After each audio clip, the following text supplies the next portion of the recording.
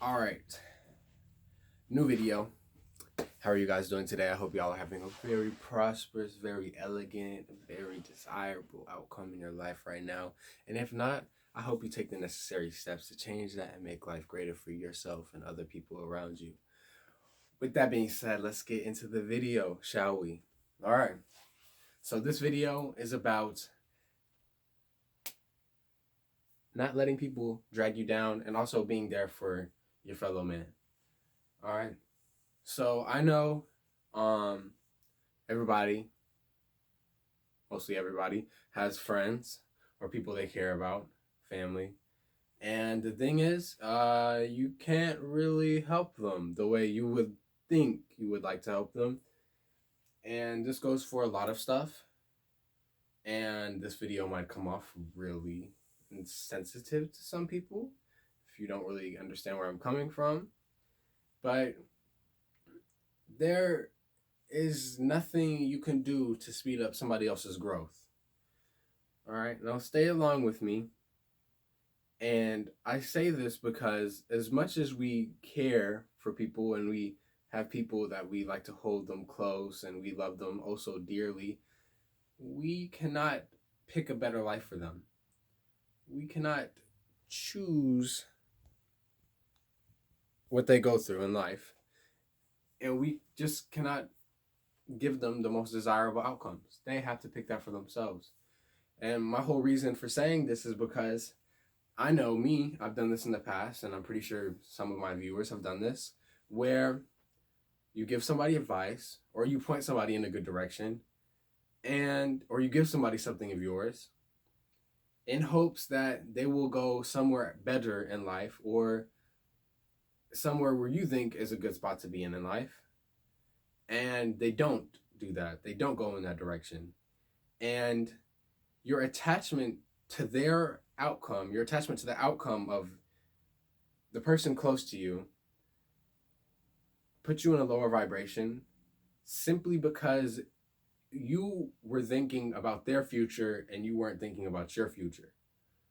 Contain your energy because you're thinking about such and such, giving them opportunities, giving them blessings, giving them gifts, hoping that they would make the right choice, and they don't do that. And there they go, disappointing you. All right? Now, energy is a form of currency. When you look at something, you are paying attention, right? Like right now you're watching this video and you're paying attention to this video. So, with that being said, you know how the old what's the thing called? Like not advice, but when they say don't loan money you don't expect to not get back. All right? So apply that to energy, which is also a form of currency. When you give people these blessings, these gifts, these ideas and hopes and dreams and all this emotional weight that you give to them, don't expect them to do what you want to do with them. The only reason you would have this expectation is because your ego is tied to how they make you feel, how it would make you feel if they were to achieve that goal and do something great with their life or do something great, period. So yeah, the only reason you would be so tied like that is because you see something for them, but you got to keep in mind, you're not the only one on this planet. You're not the only one with consciousness. They also see something for themselves, and they also want to do something. Regardless of how much you tell them to do this one thing, they can definitely do their own thing. And should you hate them for that? Definitely not. Everybody is different. Everybody has their own life goal, life choices to make. And you criticizing and you not being there for somebody strictly based off the fact that they didn't take your advice, strictly based off the fact that they didn't listen to you, just shows poor judgment. Just shows poor character. I'll say that. So I think we need to get away of shaming people who don't take our advice, shaming people who don't go in the direction that we envision for them, because they have their own vision. And I'm also saying all this to say that as much as you want to help people, you cannot help them unless they are truly conscious and want to further develop and help themselves. You know, people will continue to form toxic relationships, enter in toxic situations, continue to play out toxic characteristics, and they don't do this out of spite for you, even though you've told them 100 times to do this, you should probably do this. But the thing is, they don't need somebody to parent them. You know, they have to learn to be the parent to their own inner child, their own ego and recklessness that causes them to do these things. There's no way you can change this person unless this person wants to be changed and feels that there is actually a problem. Now, where you get hurt is because you know it's a problem. You know it's a problem.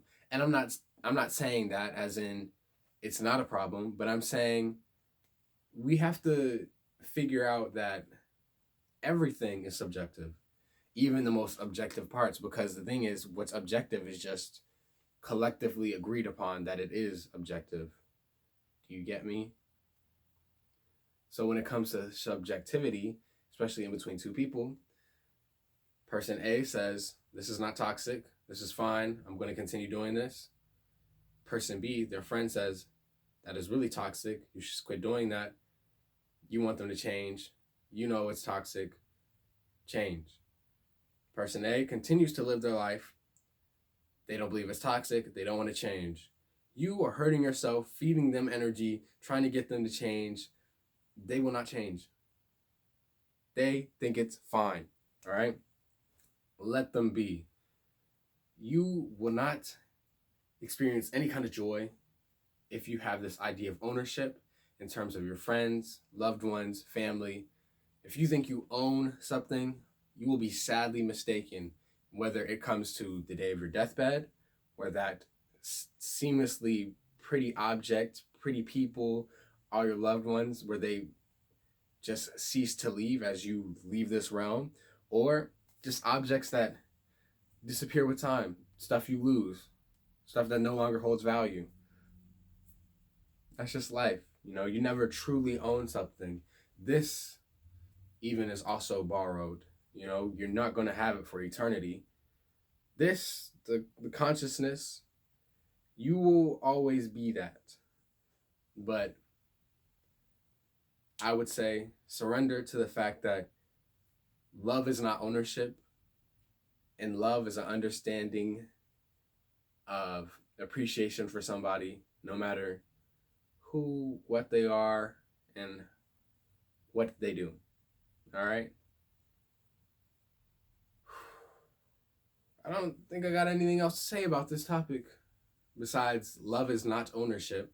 You need to love without having this idea that if you love somebody, they need to love you back, or they need to show you some reciprocation,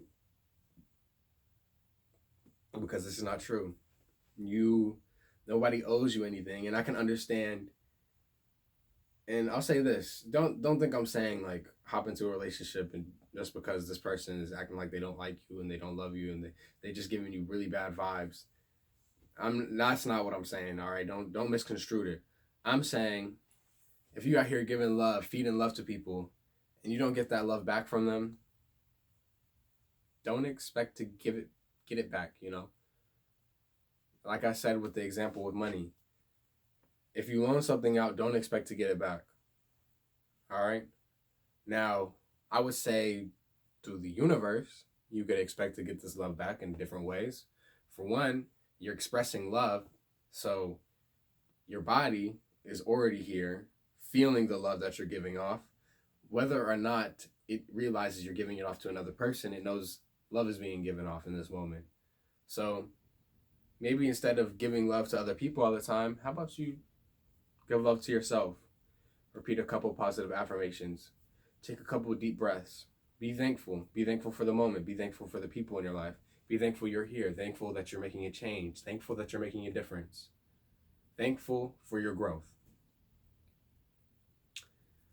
All right? And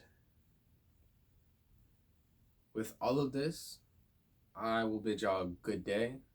Hope y'all have blessings, prosperity, abundance encapsulating your life today or night. And with all this being said, I hope y'all have a blast. Stay in your bag. Don't get stuck in the past. Now we head into the future at last.